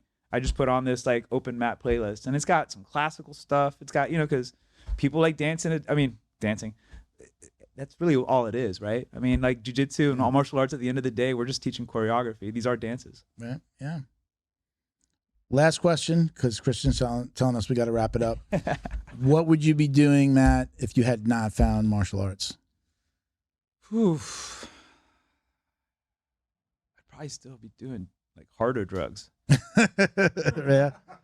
Are you recovering? Are you in recovery? No, I wouldn't go recovery. I'm like California sober. Okay. So, you know, yeah. Define that. That's just. I don't know, not to get too far away from things, but I tell a lot of my guys, you know, the difference for me between discipline and devotion, and how they're pretty much the same thing, except I fucking hate the word discipline. Like, even the etymology doesn't mean to like cut shit off or something like that. It's a gross word. Stop coming at me with discipline. Tell me about love, man. Tell me about something you love so much that you'll put your whole heart into it, that you'll cut out all that shit you need to cut out. But don't start with like, cut this shit out. Start with like, yo, love this stuff so much that it's all you want to do, that you don't even have time to look at anything else. Unlock the power of your online presence with Black Belt Digital Marketing. Their reputation management program ensures your Google business profile seen by more potential customers. Black Belt Digital Marketing is your full-service digital marketing agency specializing in local SEO and reputation management. Boost your business today. Visit bbdigitalmarketing.com. Your success is their priority. I've been training Jiu-Jitsu for 4 years. In 4 years, I got hurt 6 times. I received stem cell injections in my wrists, elbows, shoulders, both knees, and I got stem cells recently injected in my left index finger. After a week and a half, I was right back at it, going the way I like to go at it. Italy Heal Biogenics, they're friendly, they're patient, they answer all the questions you might have. Educate yourself. Call the Heal, ask about stem cells, and see where it takes you. Special thank you to the crew over at Flow and Roll for all their support. Flow and Roll is renowned for their incredible no-gi rash guards, shorts, and leggings. Flow and Roll has quickly become the premier custom apparel provider for academies big and small throughout the United States. Reach out today to discuss your custom order and ask about their incredible pre-order program. You can send an email to flowandroll@gmail.com or visit their Instagram at flow_n_roll and shoot them a direct message. And yes, they can create an awesome custom gi for your academy as well. Visit flowandroll.com to check out their awesome designs, and remember, you'll get 20% off your purchase of t-shirts, rash guards, or gis with code JJD. So I like that. We're going to end it there. You want to add anything? That's good. good. You good? Okay. Let me just get a couple of shout outs. So shout out to BioPro, bioprotech.com. You got BioPro over here. We've got the BioPro Plus with the quarter sleep and the BioPro for mornings. Love this stuff. Did you wind up taking it? No, we talked about it. You didn't wind up taking it. I took this when I first started doing. I was just doing like TRT like pills, just over the counter stuff. And I told you, so it's like, whoa, the two of those things together were crazy. Yeah, it was like a walking boner. Get $30 off with code JJD at bioproteintech.com. And if you get the regularly priced kits, it's like $30 off of $295. The BJJ box is back as well. Check them out at thebjjbox.com, and you get 20% off your first box with code JJD20. All right, so we're going to leave it there. Thank you guys. Listen, I really appreciate you guys coming on. Love to have you back with Zizinho. If you want to bring anybody through, you guys come together. Let's set that up. Paul's been great about bringing people in. I love it. Keep on bring him through. A lot of times what happens is somebody comes on and then like either whether they say something on the podcast or they'll message me later, be like, hey dude, I think this guy would be great for the podcast. I love that. Send them to me. I reach out. It maybe not always right away, but I usually reach out and let's put it together. And if you bring them in, it's even better because I like this better than just like a one-on-one interview. And Ben might even be Ben's like super funny. I don't know how well you know him or if you just know of him. I know of him, yeah. He's fucking hilarious, man. He's a lot of fun to have here. He's just one of the recent podcasts, the guy said something about like being like going sober for 1 year. And he was like, boring, right in the middle of the guy telling like this life-changing story over the year. It was hilarious. We put that out as a reel. I still laugh every time I say it. I saw a reel He's just amazing. Put out where his timing is really on point. One of the dudes was saying like something about being like 40 pounds overweight, and Ben just goes, I'm sitting right here. Yeah. That was the last episode. Yeah. His timing is like so on point. So he's great. So all right. So again, we're gonna leave it there. Thank you guys for doing this. I appreciate you, Paul. Thank you for coming back again. Check us out on Jiu Jitsu Dummies, Instagram, just all the places, all the ways to watch, listen, and support. You can check me out at Uncle Milty BJJ on Instagram. You want to give your handles real quick too? Yeah, it's at 10th Planet Pompano. Come check us out. Go to the website 10thplanetpompano.com if you want to come visit us. It'd be great to have you. Okay, and you have no socials. I don't have socials. Thank you for doing this again. Sure. I appreciate you. Thank you for watching, listening, everybody. Peace, love, jiu-jitsu. Oos.